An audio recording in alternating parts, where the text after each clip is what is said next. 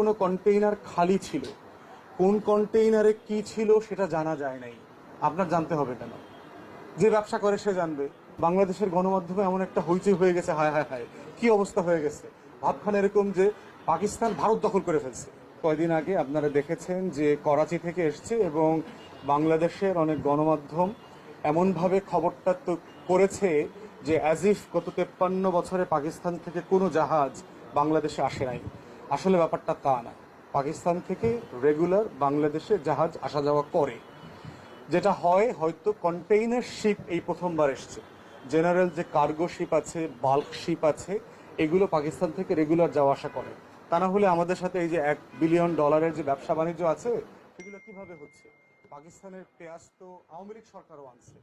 তাহলে এই ধরনের উদ্ভট নিউজ করে, এবং কোনো কোনো পত্রিকাতে দেখলাম যে কোনো কোনো কন্টেইনার খালি ছিল।